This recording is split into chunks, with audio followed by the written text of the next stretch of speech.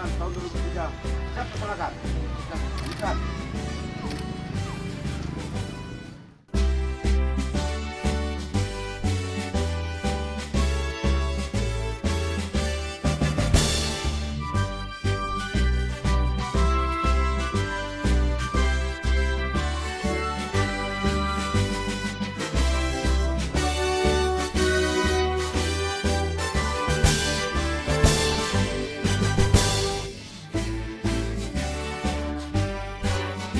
Nomor upacara peringatan Hari Kesehatan Daerah Selasa 14 November tahun 2023 siap dilaksanakan. Laksanakan.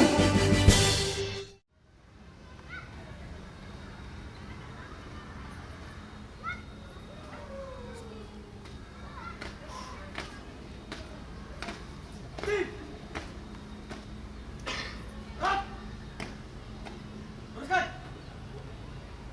Terus. Cepat. Langkah. Ke depan. Jalan. Hadap kanan. Hadap kiri. Gerak.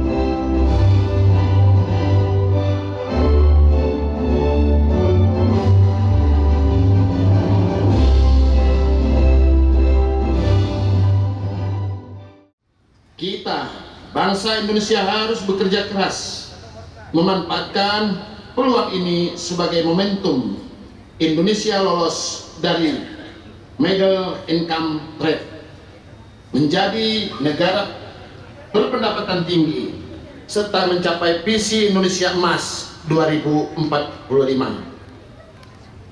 Manusia Indonesia yang sehat dan cerdas adalah kunci mencapai masa keemasan itu.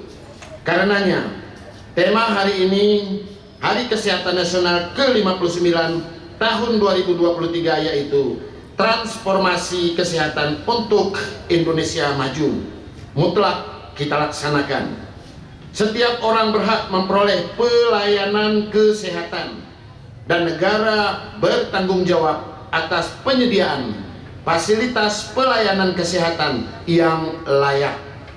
Itulah amanat Undang-Undang Dasar 1945 bagi kita. Berdasarkan mandat itulah 6 pilar transformasi kesehatan penopang sistem kesehatan Indonesia harus kita bangun bersama dengan serius dan terus-menerus. Pasca pelaksanaan Undang-Undang Nomor 17 Tahun 2023 tentang kesehatan, pemerintah kini sedang menyusun rencana induk bidang kesehatan atau RIBK yang akan berfungsi sebagai haluan bersama dalam upaya membangun kesehatan di seluruh Indonesia. Pesan saya, RIBK harus diacu oleh pemerintah pusat dan pemerintah daerah dalam merencanakan, menganggarkan, dan mengimplementasikan program kesehatan di wilayahnya. Pemerintah pusat tidak mampu melakukannya sendiri. Hanya dengan sinergi yang kuat dan kolaborasi yang erat antara pemerintah pusat, pemerintah daerah, dan seluruh elemen masyarakat, 6 pilar transformasi kesehatan bisa kita tegakkan untuk perubahan yang lebih baik. Pertama, pilar pertama, transformasi layanan primer dari fokus mengobati menjadi mencegah. Pelayanan primer harus memberikan akses layanan kesehatan dasar kepada seluruh masyarakat dengan mengedepankan layanan promotif dan preventif berdasarkan siklus hidup manusia. Pesan saya, gencarkan pencegahan dan deteksi dini berbagai masalah penyakit baik fisik maupun jiwa. Yang kedua, lengkapi sumber daya manusia di puskesmas, puskesmas pembantu atau pustu, dan laboratorium kesehatan masyarakat, labkesmas, dan penuhi hak-hak mereka secara adil dan berkelanjutan. Yang ketiga, latih kader posyandu sesuai dengan standar keterampilan agar dapat menjangkau dan mengedukasi seluruh lapisan masyarakat. Yang keempat, untuk pembangunan puskesmas, pustu, labkesmas, sediakan lahan yang legal, aman, dan memadai.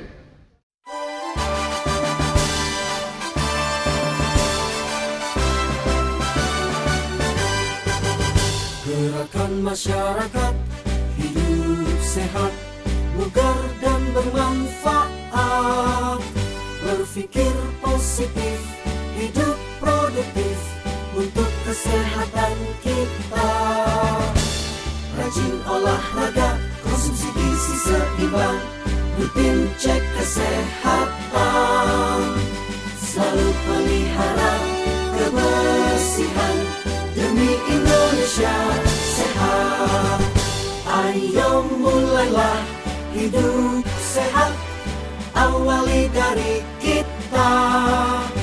Selalu berkarya, terus semangat, sehat masyarakat Indonesia. Sehat diawali dari diri sendiri. Tentu nanti diinputkan melalui dinas kesehatan. Dinas kesehatan nanti diusulkan ke provinsi mendapat rekomendasi itu bawa ke Kementerian Kesehatan, insya Allah.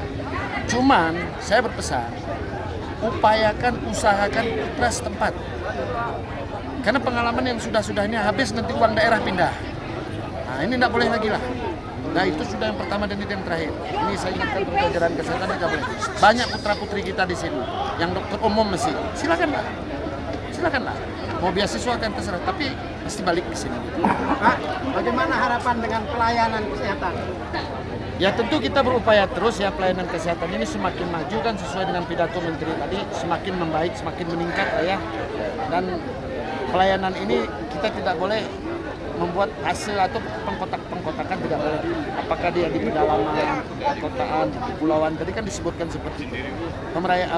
Pelayanan kesehatan adalah kebutuhan dasar dan ini dijamin oleh undang-undang. Jadi oleh karena itu saya pikir mari kita ke depan harus lebih bekerja keras lagi terkait dengan kesehatan ini. Pak, tentang beasiswa tadi nih Pak, kan banyak orang luar gitu mengambil beasiswa Pak. Mungkin ada sanksi nih Pak nanti dari pemerintah daerah jika sudah mendapatkan beasiswa dari pemerintah nanti kerjanya gitu Pak. Sebenarnya begini, itu dengan kesadaran kita. Saya sebagai bupati saja banyak orang ketemu dengan saya minta rekomendasi, tapi saya tidak mau tanda tangan. Kenapa?